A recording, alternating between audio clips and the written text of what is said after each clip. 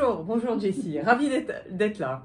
À Radio Vie Meilleure, on vous reçoit depuis des années avec Fidèle. Vraiment, avec beaucoup de plaisir. Alors, pour ceux qui n'ont jamais entendu parler de CERAC Antilles-Guyane, qu'est-ce que vous pouvez nous dire sur CERAC? Alors, CERAC, donc ça fait maintenant plus de 25 ans qu'on existe en Guadeloupe, en Martinique, en Guyane, et nous avons même aujourd'hui un petit pôle à Paris. En fait, nous sommes donc une association et un centre de formation spécialisé dans la langue des signes française, entre autres. Nous avons aussi comme activité l'insertion des publics en situation de handicap en milieu ordinaire de travail. Ils préparent un CAP ou un bac pro et sont donc intégrés, sont salariés d'entreprises de la grande distribution. Mais c'est vrai qu'aujourd'hui, Jessie, nous allons surtout aborder le thème de la langue des signes, de la culture sourde, de l'histoire des sourds, parce que c'est véritablement un univers que l'on connaît peu et qui est absolument passionnant. Alors, juste une chose, le passage Covid, est-ce que ça a eu un impact sur positif, on va dire, hein, ou négatif? En fait, comme toute crise, alors, voilà. Il y a les deux. On fait rapidement voilà, un état des lieux. Oui, un état des lieux.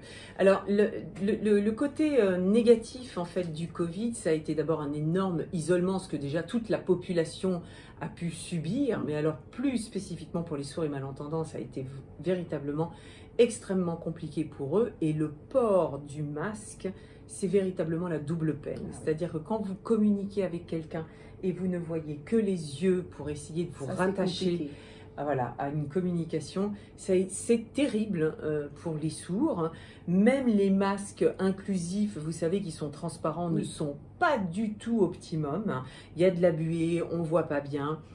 Donc vivement que nous puissions sortir de cette crise sanitaire pour pouvoir enfin revenir à une vie normale, et surtout pour les sourds de pouvoir enfin appréhender une communication avec son interlocuteur et pouvoir visualiser le visage. C'est quand même excessivement important lorsque l'on est en langue des signes. Absolument. Alors, les activités redémarrent petit à petit, mais sûrement. Vous proposez une conférence très prochainement, d'ailleurs ce mois-ci. Est-ce que vous pouvez nous en dire un petit peu plus? Absolument, absolument Jessie, c'est véritablement, on est très excités par l'approche de cette conférence.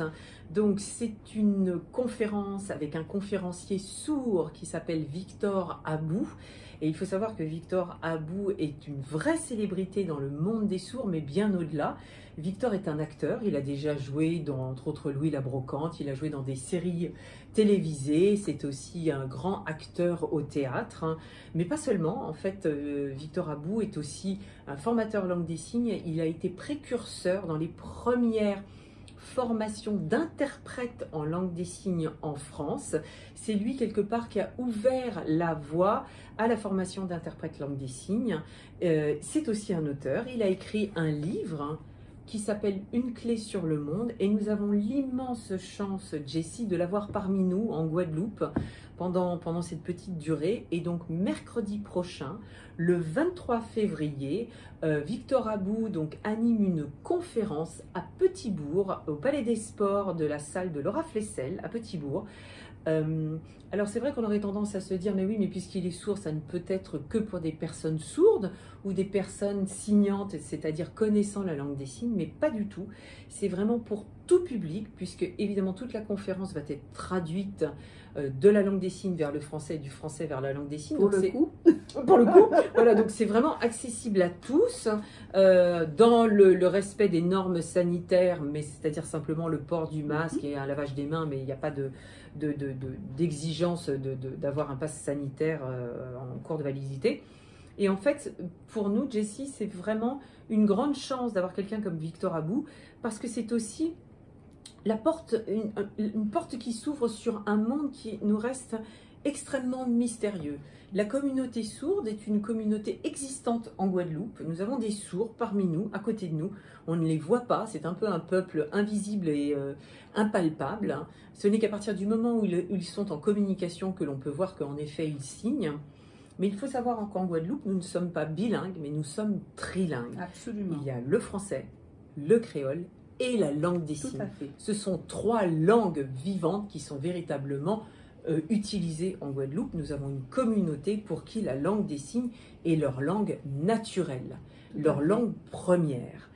Savoir que l'on a cette communauté, c'est aussi prendre conscience que l'on a un patrimoine linguistique extrêmement riche dans l'archipel et il faut en être fier. Mais pour permettre à cette communauté de se stabiliser et de vivre avec de l'épanouissement sur notre île, il faut aussi leur donner les moyens d'accéder à tout type de bureaux, d'institutions et d'activités, de métiers, de formation. Et donc, au travers des différentes activités que nous pouvons mettre en place au CERAC, c'est aussi donner simplement envie aux gens déjà de s'intéresser à cette communauté et deuxièmement, susciter l'intérêt aussi de cette langue. On n'apprend pas obligatoirement la langue des signes parce qu'on a un enfant sourd ou parce qu'on travaille dans un milieu professionnel où la langue des signes est de rigueur. Il faut savoir que la langue des signes, c'est véritablement une langue riche et curieuse à apprendre en tant que telle. La langue des signes est une option au baccalauréat, donc tous les jeunes peuvent véritablement apprendre cette langue pour la passer en option au bac. Et c'est aussi un apprentissage d'une langue différente qui n'a aucune comparaison avec d'autres langues. C'est unique en son genre. Et quelqu'un comme Victor Abou vient à notre rencontre, vient vraiment, le temps d'une conférence, nous expliquer son parcours, parler entre autres, Victor Abou a été le témoin de ce que l'on peut appeler le réveil sourd. Il faut savoir que le réveil sourd, c'est suite en fait à l'interdiction de la langue des signes. Elle a été interdite pendant plus de 100 ans. Ce n'est que dans les années 1980 qu'il y a eu un balbutiement. C'est pas si loin. Et c'est pas si loin, avec l'autorisation de se réapproprier la langue des signes. Mais donc, tout ce peuple sourd a véritablement vécu une oppression. Et ça, Victor Abou en parle beaucoup dans sa conférence. Et ce réveil sourd, dans les années 80, ça a été pour eux une véritable renaissance, de se réapproprier leur identité, mais aussi leur langue. Aujourd'hui, on est beaucoup plus sensible à la culture, à la langue des signes. D'ailleurs, dans la crise sanitaire que nous vivons encore aujourd'hui, il y a véritablement eu une prise de conscience de l'accessibilité des informations gouvernementales au public sourd et malentendant. Vous aviez quasiment de façon systématique le sous-titrage et l'interprète en langue des signes. Ça a été quelque chose d'extrêmement positif et très motivant en fait pour cette communauté qui d'une part a pu véritablement avoir les mêmes informations que nous, mais deuxièmement faire aussi montrer à toute la France qu'il y a un corps de métier qui est hyper important et qui est extrêmement passionnant, c'est la langue des signes, interprète en langue des signes. Donc ça démocratise quelque part la langue des signes, elle se banalise et en fait c'est tout ce que l'on peut souhaiter pour cette communauté, c'est que demain la langue des signes soit aussi banal, entre guillemets, qu'apprendre l'anglais ou l'espagnol. Absolument. Donc, c'est un rendez-vous à ne pas rater, une opportunité de connaître plus sur le monde des sourds. Absolument. Et c'est aussi au travers du livre que Victor Abou a écrit, qui s'appelle Une clé sur le monde, si vous êtes un tant soit peu sensibilisé aussi bien au public qu'au handicap, aux problématiques de communication ou qu'à la langue des signes, je trouve que c'est un très beau témoignage, c'est une autobiographie et non seulement vous avez le livre, mais vous avez l'auteur de ce livre. Ce que je trouve aussi très intéressant dans cette conférence avec Victor Abou, c'est qu'il donne véritablement, c'est un modèle à suivre et pour toutes les personnes qui sont en situation de handicap, pour toutes les personnes qui sont en recherche de leur identité, qui ont une estime de soi extrêmement dévalorisée, c'est aussi percutant d'avoir quelqu'un comme Victor Abou qui vous raconte son parcours et qui vous dit « mais moi je me suis réveillée à l'âge de 30 ans ». Et ça m'a duré 10 ans. Il a fallu 10 ans pour que je m'approprie mon identité. Mon identité, c'est d'être sourd et en fait d'être fier d'avoir ma culture, ma langue et de ne pas toujours m'adapter à une autre culture qui est la culture des entendants, un autre monde qui est la société des entendants. Et c'est véritablement percutant d'avoir ce témoignage et de se dire mais il est un ambassadeur de ce qu'il a pu vivre dans sa chair, hein, Et aujourd'hui, c'est une personne qui est lumineuse, qui est rayonnante et qui est une vraie célébrité. Il faut quand même le savoir, dans la culture sourde, le monde des sourds, c'est une célébrité. Alors ça fait un peu rire parce que c'est vrai que nous, entendons, on se dit ah bon, c'est une célébrité, mais c'est qui? Ah bon, mais je ne connais pas. Mais il a véritablement un message à transmettre. C'est un personnage qui marque. C'est un personnage marquant. Comme je le dis, on l'a déjà vu plusieurs fois dans des films qui sont vus par le tout public. Absolument, son visage. Mais absolument. Alors pour ceux qui. Voilà. Mais rien de tel que de venir le voir en vrai. Ah oui, non, ça c'est. Non. Alors c'est vraiment pour rebondir, Sandra, sur ce que vous étiez en train de dire il y a un instant, que ça soit des sourds ou encore des entendants, ça sera intéressant d'entendre ce conférencier, puisque finalement c'est un personnage inspirant. Parce que absolument. Souvent, nous ne sommes pas sourds, on est entendants, mais on est coincé dans notre vie, on est bloqué, on a des blocages, nous avons des blocages, et voir un malentendant, un sourd, on va dire un sourd ou malentendant? Lui, il est sourd. Il est complètement sourd, qui a ce parcours, oui.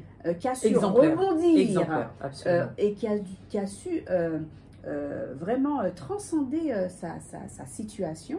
Je crois que c'est inspirant et ça permet vraiment de rebondir soi-même, hein, quelle que soit notre situation, et de se dire, bon, bah, tout n'est pas fini. Absolument, il y a toujours de l'espoir. Il y a toujours de l'espoir. Mais je trouve aussi que par rapport à la Guadeloupe, on a vraiment quelque part un manque d'activité culturelle. Pour les sourds. Mais pas seulement. Manière générale. Mais de manière générale.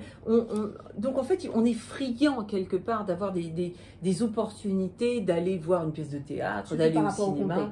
Mais exactement. Et donc aujourd'hui, on est un peu en train de revivre, de se dire chouette, on peut ressortir, on a du lien, vivre ensemble, être liés, on est tous ensemble, quel bonheur. Hein. Et en plus, avoir ce type de conférence, c'est la première fois que ça arrive en Guadeloupe, ce type de conférencier. Ce que nous espérons au CERAC, notre vœu le plus cher, c'est de pouvoir ponctuellement proposer une conférence de ce type avec justement des personnages inspirants. Des personnes qui véritablement donnent envie de se dire mais si lui il l'a fait, moi aussi je peux le faire. Absolument. Et c'est moteur. Avec l'autre aussi, tolérant avec l'autre, et puis se dire que nous avons tous de l'importance, tous quelque chose à apporter à la société, quelle que soit notre situation. Et j'ai bien envie de découvrir cette clé-là sur le monde de... Clé sur tu le vas pas nous dire. Hein. Et en plus, bon, si vous voulez, ce qui est quand même très intéressant, c'est que Victor a été dans... Il y a des photos, vous verrez, si vous venez à la conférence, vous allez avoir vraiment davantage d'informations, mais il a été un témoin à une période vraiment cruciale pour la communauté sourde, où il y a eu véritablement une prise de conscience que l'oralisme, c'est-à-dire obliger les sourds à parler, ce n'était pas du tout la seule voie possible et qu'il fallait leur redonner la possibilité d'utiliser la seule langue véritablement qu'ils revendiquaient, qui est la langue des signes. C'est aussi important pour le monde médical, pour les parents d'enfants sourds, de se dire, d'une part, c'est pas une fatalité, preuve en est, on a quand même des conférenciers, on a des auteurs, des écrivains, des formateurs qui viennent chez nous, mais aussi se dire, on est dans un handicap de communication. Ne nous fermons pas de porte. Ouvrons-les toutes. L'idée n'étant pas de choisir, l'idée est de tout ouvrir. Quand on communique avec l'autre, le but de la communication, c'est d'être compris, d'avoir une véritable interaction, de savoir si on parle créole, français, langue des signes, si on utilise un appareil auditif ou un implant cochléaire ou la lecture labiale, globalement on s'en fiche. Le plus important, c'est simplement d'arriver à s'épanouir dans le mode de communication qui nous correspond le mieux. Mais ce mode de communication peut être différent d'une personne à une autre. Il ne faut pas généraliser. Et en fait, dans ce genre d'approche, ce qui est intéressant, c'est aussi de redonner espoir aux parents d'enfants sourds et de leur dire, mais il y a véritablement plein de possibilités qui s'offrent à vous. Regardez, on peut devenir un adulte sourd épanoui et faire des conférences où des gens qui n'ont rien à voir avec la surdité viennent véritablement voir, vont acheter le livre, vont faire signer le livre par l'auteur du bouquin. Donc il y a quelque chose d'extrêmement valorisant. On n'est plus dans la déficience, on n'est plus dans le manque, on est véritablement dans une personne qui est inspirante, qui donne envie. C'est un ambassadeur d'un parcours extrêmement, d'une destinée en fait, très positive. Tout à fait. Je pense qu'on a fait le tour. Alors, cette conférence est accessible à quel public? Tout public? Tout public, mercredi Les enfants, 23. les adultes. Alors, je pense que pour des enfants, ça va être un petit peu long pour eux. Oui. Mais je pense que véritablement, toute personne qui est sensibilisée d'une façon ou du monde à la langue des signes, au handicap ou même à des parcours chaotiques, je pense que c'est vraiment très intéressant de rencontrer Victor Abou. C'est une grande première sur la Guadeloupe. On espère bien rebondir sur d'autres conférences. Donc c'est aussi une façon de nous encourager. Venez, l'entrée est à 5 €, donc c'est tout à fait symbolique. On est d'accord, donc ce mois-ci, les dates, le lieu... 23 février, 18h30, c'est à Petit-Bourg, au Palais des Sports, à la salle Laura Flessel du Palais des Sports de Petit-Bourg. Si vous avez des questions à nous poser, n'hésitez pas. Infoline 05 90 26 21 09. Prenez contact avec nous pour pouvoir, on va échanger ensemble. Il y a même un lien sur Internet pour que vous puissiez réserver en ligne. Mais c'est une grande première et Victor Abou est vraiment un personnage tout à fait agréable et c'est un acteur connu. Donc venez à notre rencontre mercredi prochain, le 23 février. Merci beaucoup Sandra pour toutes ces informations. Donc on retient conférence avec Victor Abou. Et c'est le 23 février 2022, 18h30, Absolument. 5 € seulement. 5 €. Et vous pourrez donc découvrir ce personnage très inspirant. Eh bien, nous arrivons au terme de notre espace. Merci Sandra. Merci pour toutes ces beaucoup, Jessie. informations. Et à très bientôt pour d'autres. À très bientôt. Au revoir.